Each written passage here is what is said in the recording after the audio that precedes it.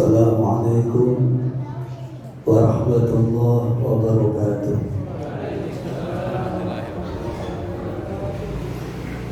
Bismillah, walhamdulillah, wassalatu wassalamu ala rasulillah Muhammad ibn Abdillah wa ala alihi wa ashabihi wa man tabi'ahu wa mawalah ma ba'd. Bapak Ibu, mengawali mau'adhah ini saya mengajak seluruhnya membaca suratul Fatihah satu kali di malam yang sangat mulia di bulan Ramadan ini. Mudah-mudahan dengan surat Al-Fatihah yang kita baca Allah ijabah dan Allah qabul. Amin. Khusus kita baca Al-Fatihah pertama, perjuangan pengurus dan warga komplek ini dalam membangun mushola At-Taubah. Semoga Allah berikan kelancaran dan kemudahan. Allah kasih rezeki yang banyak dan berkah buat warganya, dan Allah kasih taufik untuk bisa bersedekah setiap gajiannya, setiap bulannya, menyisihkan sebagian hartanya untuk pembangunan mushola At-Taubah ini. Dan para pengurusnya diberikan kesehatan, kesabaran yang kuat di dalam menjalankan amanah ini, dan semoga mushola ini membawa berkah buat seluruhnya. Amin ya rabbal alamin. Bijahin Nabiyil Mustafa Rasulullah sallallahu alaihi wa alihi wasallam bisirril Fatihah. A'udzu billahi minasyaitonir rajim. Bismillahirrahmanirrahim. Alhamdulillahirabbil alamin arrahmanir rahim maliki yaumiddin. Iyyaka na'budu wa iyyaka nasta'in ihdinas siratal mustaqim siratal ladzina an'amta 'alaihim ghairil maghdubi 'alaihim waladdallin. Amin amin amin. Qabullah. Alhamdulillah, seiring berjalannya waktu, mushola ini semakin bertambah cahayanya. Mudah-mudahan bertambah cahaya pula hati kita semua. Mushola ini seiring berjalannya waktu semakin lapang dan luas. Mudah-mudahan makin lapang dan luas juga hati kita di dalam menerima setiap perbedaan dan ujian-ujian Allah. Dan semoga Allah senantiasa memberikan keberkahan buat kita semua dan anak keturunan kita.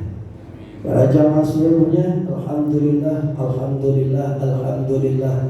Al-Fakir dengar tadi dari Akhil Mahbub, saudara saya Ustaz Jodeh. Siapa?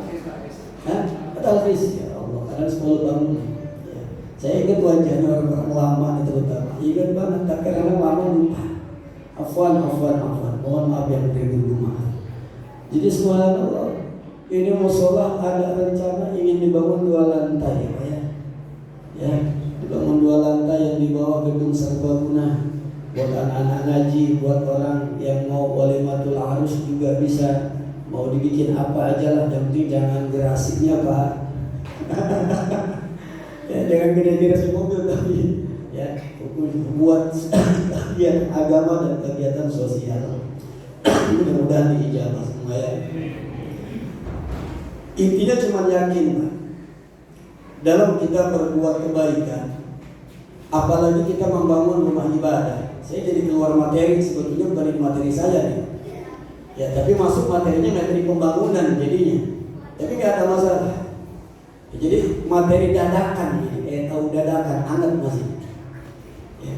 Jadi ketika kita punya cita-cita, punya harapan, apalagi dalam membuat satu bangunan yang berbentuk bangunan ibadah, sarana ibadah, maka yang pertama kali kita cantumkan di hati adalah ini rumah Allah. Ya. Rumah Allah, dan Allah hayyun daimun la yamut. Allah senantiasa hidup, tidak akan pernah mati. Allah senantiasa ada dan senantiasa memberkahi hamba-hambanya. Satu. Yang kedua, Rasulullah bangga karena pertama kali dakwah Islam dimulai, yang dibangun oleh Rasulullah adalah Masjid Quba. Masjid di dalam rangka pembinaan umat untuk berhubungan sosial kepada manusia maupun hubungan dia kepada Allah. Maka yakinilah ketika kita membangun masjid, membangun musola, membangun majlis, hadirkan Allah senantiasa bersamanya, hadirkan Rasulullah senantiasa bersamanya. Maka ketika itu luruslah niat kita. Niat kita betul-betul ingin menggembirakan Rasulullah, bukan ingin menggembirakan siapapun. Apalagi niat ujub, niat riya, niat sombong, tidak. Karena namanya dikaitin Allah. Allah yang punya mau, Allah yang punya kekayaan, Allah yang punya kuasa, Allah yang punya kekuatan untuk menggerakkan hati setiap makhluk bersedekah atau tidak, Allah yang menggerakkan. Maka ketika kita menjumpai orang itu mau bersedekah, jangan lantas kita memuji dia habis-habisan. Sebaliknya, ketika ada orang yang kelihatannya diberi kemampuan secara materi namun tidak mau bersedekah, jangan kita kecam habis-habisan juga.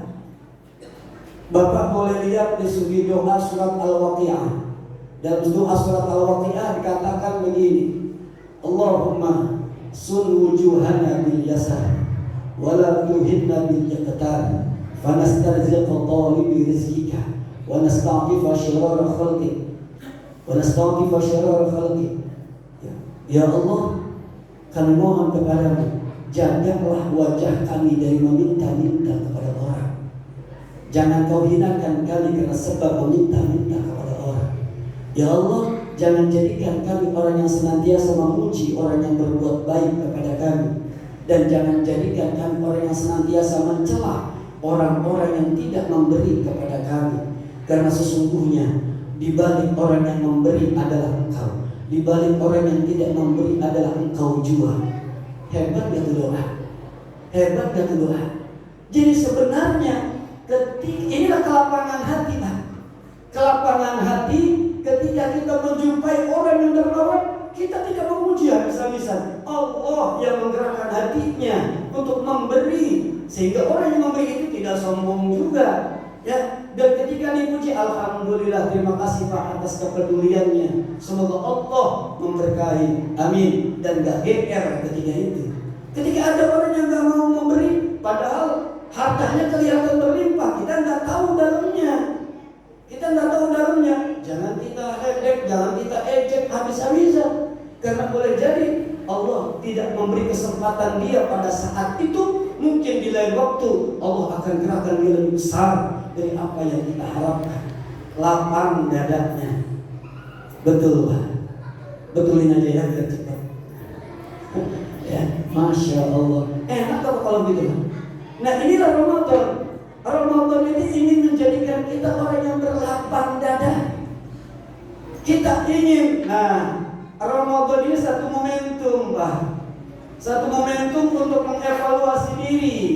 Sebenarnya kita Ramadan tahun yang lalu itu udah termasuk orang yang dapat keberkahan Ramadan atau belum? Yang tahu kita ada jawabannya.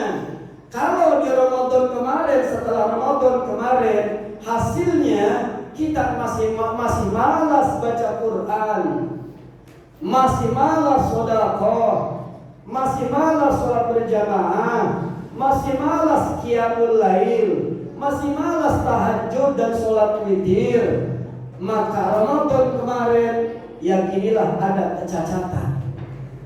Maka menangislah dan tuangkan tangisan itu dan air mata itu ketika Anda bertemu Allah dalam sepertiga malam terakhir, seraya berdoa dengan doanya Rasulullah, Allahumma barik lana fi Rajab wa Sya'ban wa ballighna Ramadan. Ya Allah, berkahi kami bulan Rajab dan bulan Sya'ban, dan sampaikan kami ketemu lagi dengan bulan Ramadan. Ditanya, kenapa ente mau banget ketemu bulan Ramadan lagi? Saya menjumpai diri saya Ramadan kemarin gagal. Karena setelah Ramadan saya masih malas tahajud, saya masih malas sholat witir, saya masih belum bersahabat dengan Al-Quran, saya masih malas bersedekah, saya masih malas sholat di masjid.